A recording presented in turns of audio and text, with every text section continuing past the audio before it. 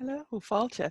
Welcome to the next episode of the Táin Cúailgne, Cattle Raid of Cooley with myself, Lora O'Brien.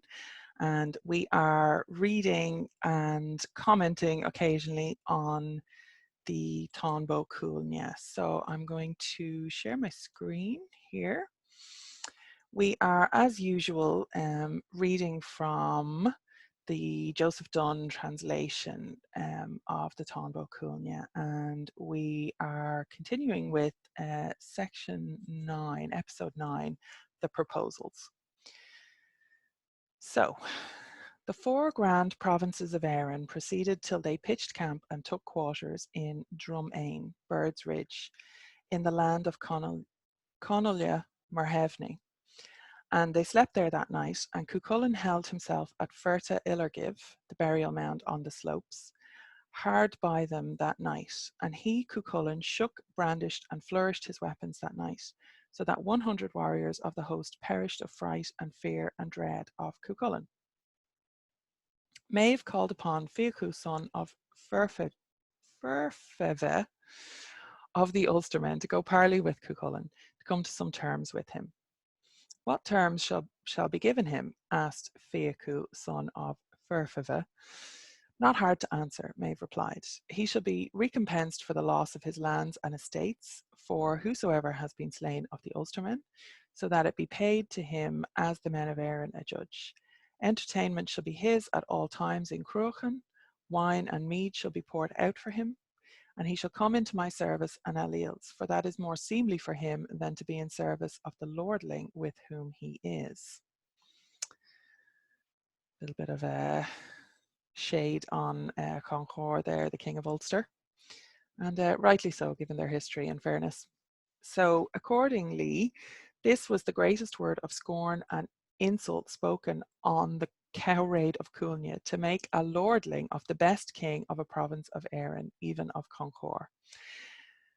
Now, whether Conchor was the best king of a province in Éireann is definitely up for discussion. There are multiple areas of the mythology that really show that he's blatantly not.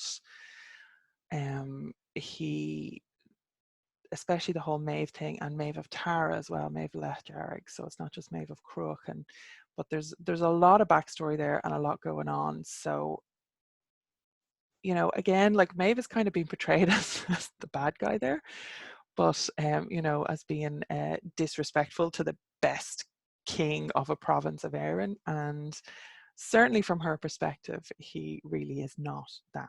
Okay, he's a pretender. He is not in right relationship with sovereignty. There's a whole lot going on there. So anyway, then came Fiacu, son of Ferfeve, to converse with Cuchulainn. Cuchulainn bade him welcome. I regard that welcome as truly meant, said Fiacu. It is truly meant for thee, replied Cuchulainn. Not for the hospitality am I come, but to parley with thee am I come from Maeve, and to bring thee terms. What hast thou brought with thee? Thou shalt be recompensed for whatsoever was destroyed of Ulster, which shall be paid thee as best the men of Éireann adjudge. Entertainment shalt thou enjoy in Cúailgne. Wine and mead shall be poured out for thee, and thou shalt enter the service of Aliel and Maeve, for that is more seemly for thee than to be in the service of the lordling with whom thou art. Nay, of a truth, answered Cuchulainn, I would not sell my mother's brother for any other king. Further, continued Fiacu, read the room, Fiacu. Further, continued Fiacu, that thou comest tomorrow to a tryst with Maeve and Fergus in Glen Fochena. Accordingly, early on the morrow, Cuchulainn set forth for Glen Fochena. Likewise, Maeve and Fergus went to meet him, and Maeve looked narrowly at Cuchulainn, and her spirit chafed her at him that day, for no bigger than the bulk of a stripling did he seem to her. Is that yonder the renowned Cuchulainn thou speakest of, O Fergus? asked Maeve. And Maeve began to address Fergus, and she made this lay. If that be the noble hound of whom ye of Ulster boast, what man ere stout foe hath faced will fend him from Éireann's men? Fergus. Howe'er young the hound thou seest, that Merhevna's playing cloth course, That man hath not stood on earth whom he'd crush not with his might. Maeve. We will bring this warrior terms. If he slight them, he is mad. Half his cows, his women, half. He shall change his way of fight. Fergus. My wish that ye'll not overcome this hound from proud Merhevna. Deeds he fears not, fierce and bright, this I know if it be he. So Fergus is really nailing his colours to the mast here. Accost Cuchulainn, O Fergus, said Maeve. Nay then, quoth Fergus, but do thou accost him thyself, for ye are not asunder here in the valley in Glen Fochana. And Maeve began to address Cuchulainn, and she made a lay to which he responded. Maeve. Cullenn's hound, whom quatrains praise, keep thy staff sling far from us. Thy fierce famed fight hath us ruined, hath us broken and confused. Cuchulainn. Maeve of Mur, he, Maga's son, no base errand wight am I. While I live, I'll never cease Cúailgne's raid to harass sore. Maeve. If thou wilt take this from us, valiant chief, thou Cúailgne's hound. Half thy cows, thy women half, thou shalt have through fear of thee. Cuchulainn. As by right of thrusts am I, Ulster's champion and defence. Not I'll yield till I retrieve cow and woman ta'en from Gael. That's interesting because he's talking about the men of Erin being the Gaels. And that maybe ties in with the idea that Cuchulainn is an outsider, that he's not one of the men of Erin himself. Now, I know that there's stuff in the story, but I mean the actual origins of the Cuchulainn myth. Okay, Maeve. What thou askest is too much, after slaughtering our fair troops, that we keep but steeds and gods, all because of one sole man. Cuchulainn. Ucho's daughter, fair of fall, I am not good at wars of words. Though a warrior, fair the cheer, counsel mine is little worth. Maeve. Shame thou hast none for what thou sayest, O Dectera's lordly son. Famous are the terms for thee, O thou battling Cullenn's hound. When this lay was finished, Cuchulainn accepted none of the terms which she had offered. In such wise they parted in the valley and withdrew in equal anger on the one side and on the other. The warriors of 4 of the 5 grand provinces of Erin pitched camp and took quarters for 3 days and 3 nights at Drumain, Bird's Ridge, in Conalla Merhevni.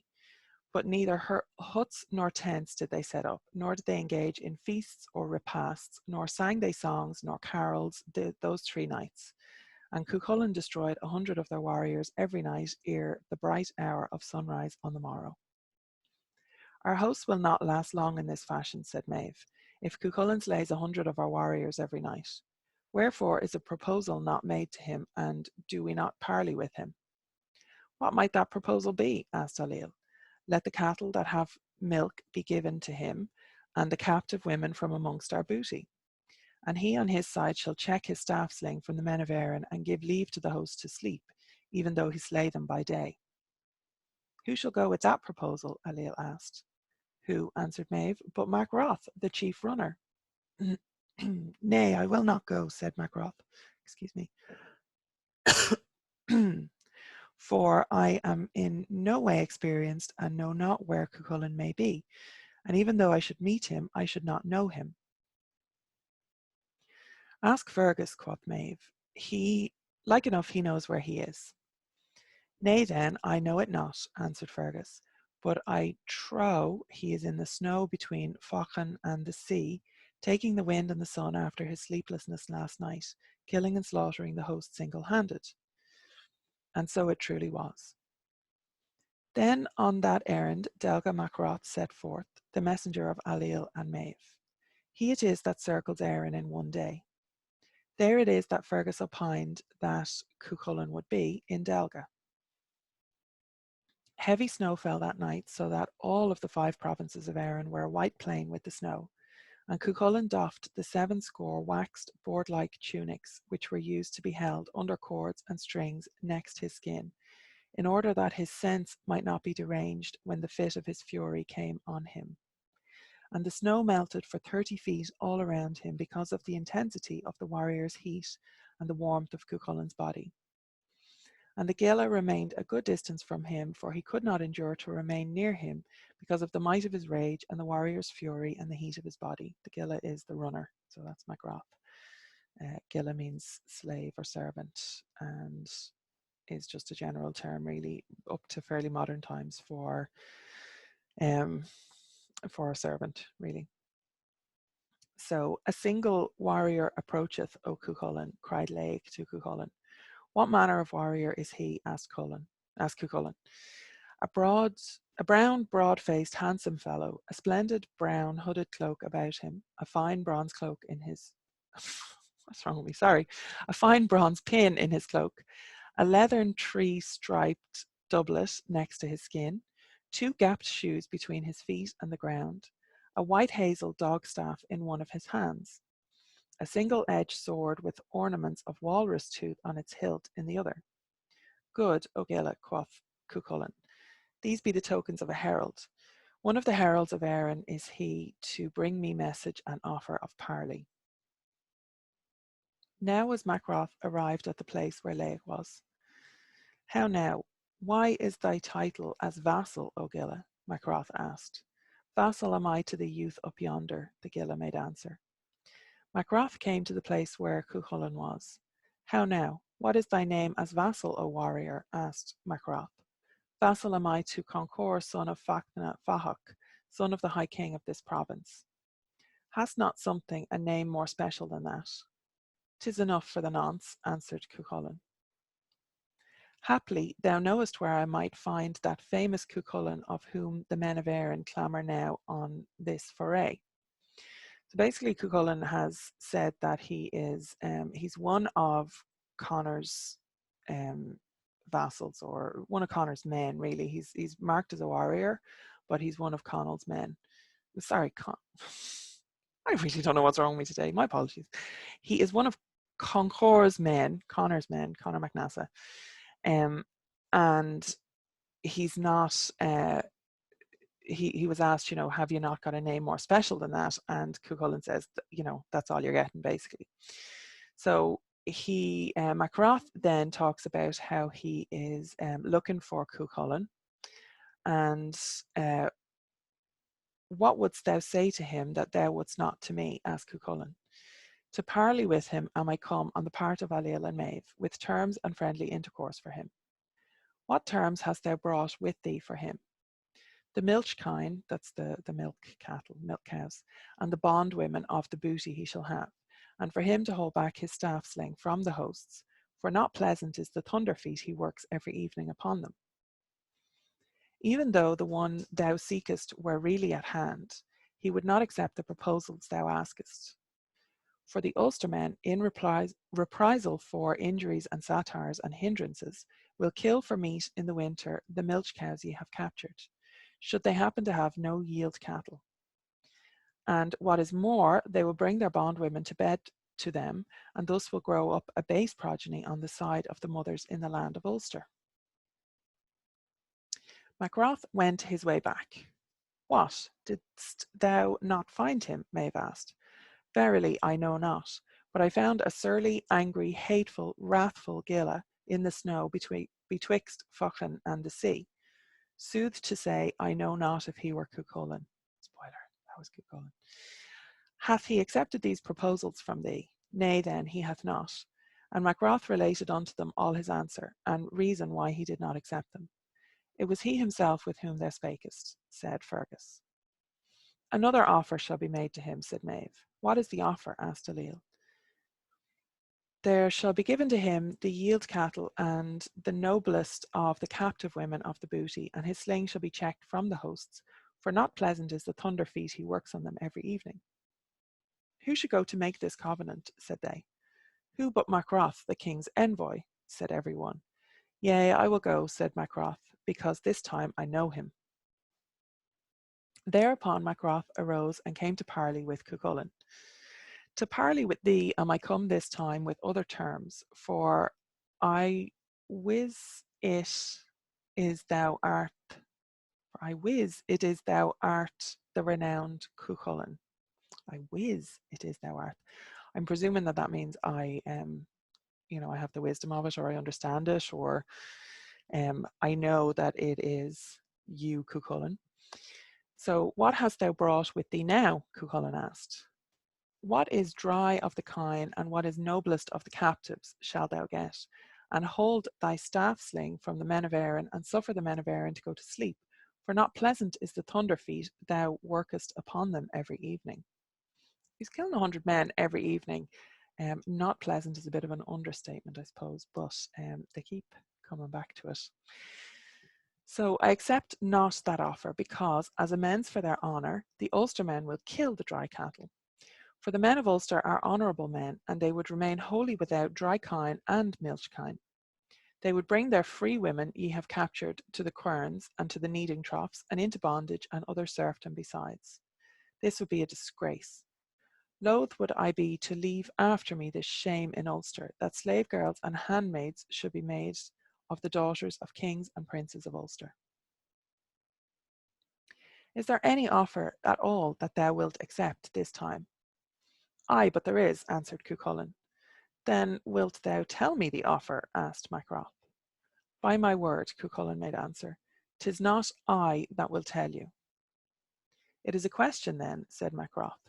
If there be among you in the camp, said Cuchulainn, one that knows the terms I demand, let him inform you, and I will abide thereby. If there be not, said Cuchulainn, let no one come near me any more with offers, or with friendly intercourse, or concerning aught other injunction, for whosoever may come, it will be the term of his life. So basically, Cuchulainn is leaving up like a puzzle or a riddle, and saying that if there's anybody in the camp who knows what I want, then they can tell you, and Cuchulainn is saying he'll stick to that, right? So Macroth came back, and Maeve asked his tidings. Didst thou find him? Maeve asked. In truth I found him, Macroth replied. Hath he accepted the terms? He hath not accepted, replied Macroth. Is there an offer he will accept? There is one, he said, answered Macroth. Hath he made known to thee this offer? This is his word, said Macroth, that he himself would not disclose it to ye. 'Tis a question then, said Maeve. But, Macroth continued, should there be one in our midst that knows his terms, that one would tell it to me. And if there be not, let no one go seek him any more. But there is one thing I promise thee, said Macroth, even though the kingdom of Erin were given me for it, I for one would not go on these same legs to that place to parley with him again. I would not go on these same legs to that place. Nice. Therewith Maeve looked at Fergus. What are the terms yonder man demands, O Fergus? Maeve asked. I know what the man meant to disclose. I see no advantage at all for ye in the terms he demands, Fergus replied. But what are those terms? Asked Maeve. That a single champion of the men of Erin be sent to fight and contend with him every day. That while he slayeth that man, the army will be permitted to continue its march. Then, when he will have slain that man, another warrior shall be sent to meet him on the ford. Either that, or the men of Erin shall halt and camp there till sunrise's bright hour in the morning. And further, Cuchulainn's food and clothing shall be provided by you so long as he will be on this expedition. By our conscience, said Ailill, this is a grievous proposal. What he asks is good, replied Maeve, and he shall obtain those terms, for we deem it easier to bear that he should have one of our warriors every day than a couple of hundred every night. Than 100 every night. Who will go and make known those terms to Cuchulainn? Who then but Fergus, replied Maeve. Nevermore, said Fergus. Why not? Asked Ailill. Bonds and covenants, pledges and bails shall be given for abiding by those terms and for their fulfilment towards Cuchulainn. I abide by it, said Maeve, and she fast bound Fergus to them in like manner. Okay. So let me just check actually just the next part of that, because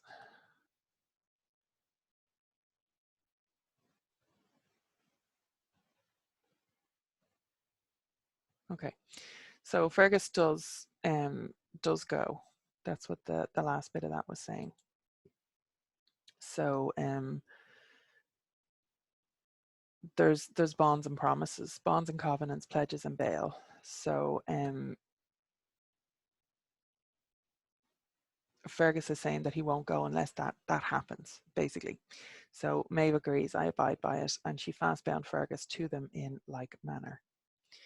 So this is the start now of Cuchulainn ending up fighting one of the men of Ulster at a time at this point, and it's kind of laid out very specifically and formally within that. Okay, so that is the end of episode 9 of the Táin. And I hope that you enjoyed it, and let me know in the comments below if you're enjoying the Táin series, and I will definitely keep up with them. I got some good feedback the last time I asked. People are getting around to it, where maybe they were a little bit too busy before, but they're getting to it now that they have a little bit more time, or some people have a little bit more time. So it is something that that people seem to be enjoying, so I'll definitely keep going with that. Okay, so make sure that you like and subscribe and hit the bell for notifications so that you don't miss when the Táin episodes come out, or the other videos on the channel that you might be interested in. And make sure that you're on the mailing list, because I've been doing Táin video roundups as well, which are kind of handy as catch-up posts. Okay, so slán go fóill, and I will see you in the next video.